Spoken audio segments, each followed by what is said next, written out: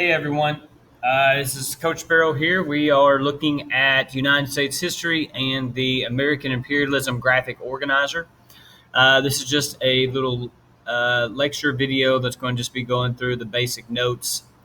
Um, you have a Google slide deck that you're going to be filling in this information. If you're in class, we'll be doing this together. If you are virtual, then you can use this video or you can follow along in class when we do this. So as you can see here, American imperialism, there's a lot to it. And the question is, what is American imperialism? What was the point of it? And then why is the United States going outside of its borders to attempt to gain some influence in the world during this particular time? So when we look at a basic description of what it is, you did the Freyer model, which should have given you a good understanding of what it was. But this is an economic and political domination of a stronger nation over other weaker nations. So we're defining the word imperialism. So in this case, the United States is trying to dominate other weaker nations economically and politically, trying to extend the American ways into these particular parts of the world. Good or bad, that's what the United States was attempting to do. So the motivational factors. Belief in cultural superiority.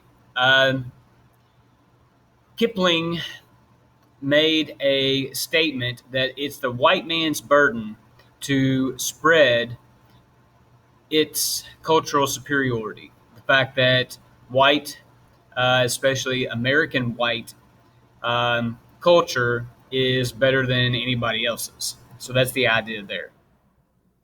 Secondly, you're looking at expanding new world markets. So the United States is starting to create more items, and these particular items and services, if we expand into other parts of the world, the United States can make more money. And then finally, thirdly, the sea power, build a navy and acquire global naval bases. So this is stretching out the military power and trying to protect the United States a little better.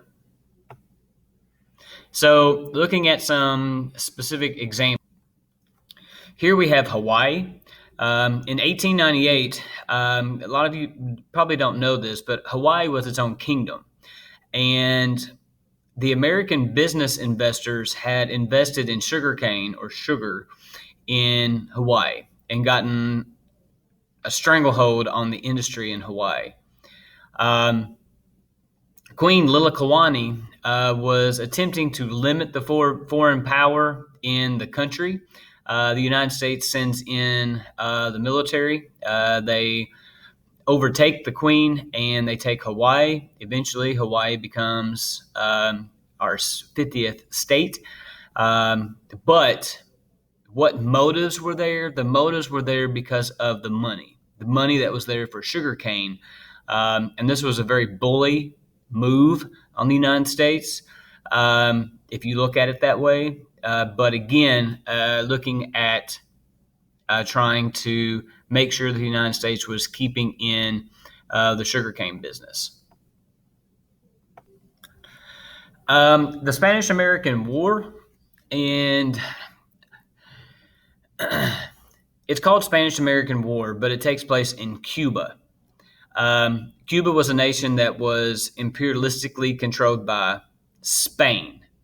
The United States was seeing that Spain was mistreating the Cubans, and there was a lot of causes that led to the United States becoming militarily involved.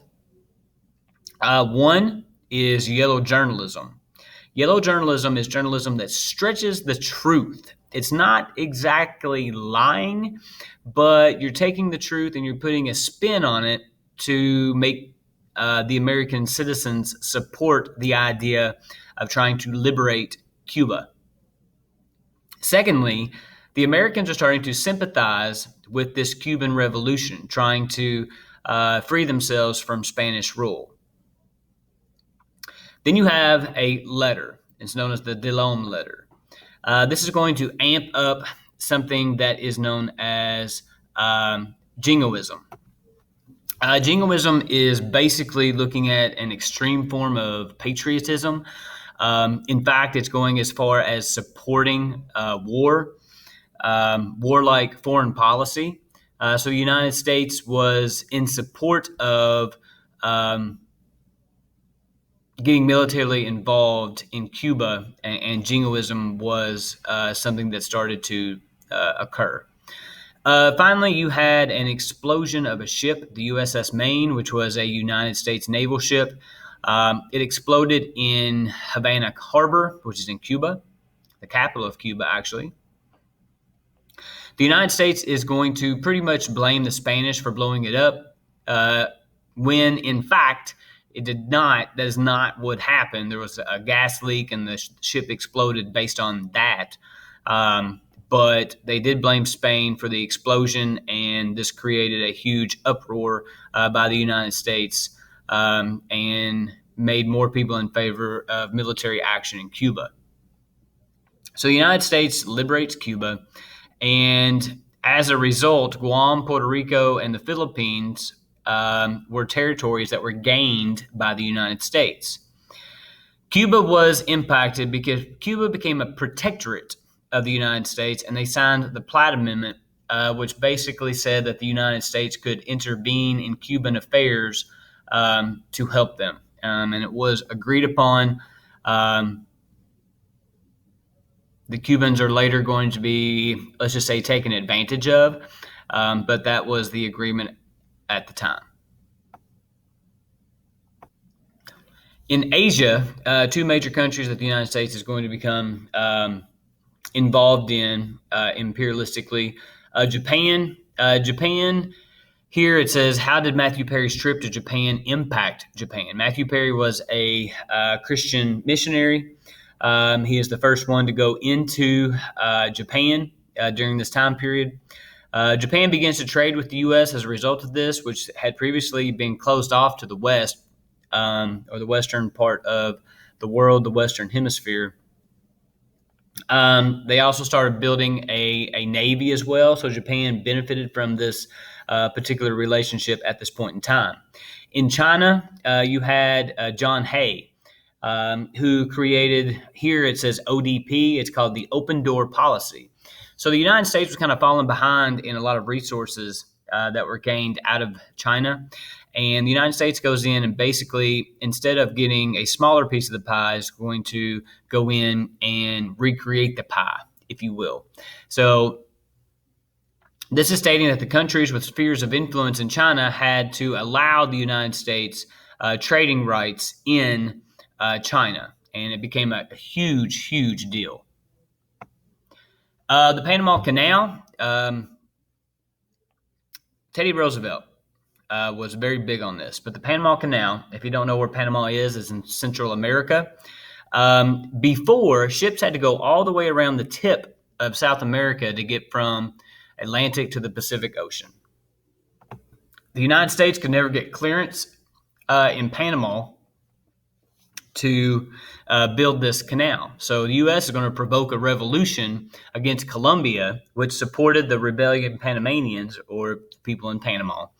And in return, because of freeing the Panamanians from Colombia, the people of Panama, the government of Panama, gave the United States the right to build the Panama Canal. This Panama Canal, militarily and business-wise, allowed the United States to go very quickly, ship-wise, from the Atlantic to the Pacific Ocean. Lastly, the three presidents during this time period. You have Roosevelt, two big things here. His big stick policy, the assertion of the U.S. dominance. Navy is the big stick. Basically, he had the sayings, speak softly and carry a big stick. Try to work things out diplomatically. If you can't work them out diplomatically, then we're going to send in the military, which is the big stick. He also added the Roosevelt corollary to what is called the Monroe Doctrine. It stated that the U.S. would intervene in Latin American affairs when necessary to maintain peace and stability in the Western Hemisphere. He gave the United States a say in that area. William Howard Taft had what was called dollar diplomacy. He was looking at things more economically, and he wanted the U.S. to further its aims in Latin America through the use of its economic power by guaranteeing loans made to foreign countries. By giving foreign countries money, they become more stable, in his idea. Woodrow Wilson had moral diplomacy. This is a system in which the support is given only to countries whose moral benefits are similar to that of the democratic U.S. So basically, we would support you if you were democratic. If the United States saw that you were not democratic, then we were not going to support you. And that was a big deal at the time, democracy. So that takes you through the graphic organizer. If you have any questions, please let me know, but make sure you get this turned in. Thank you.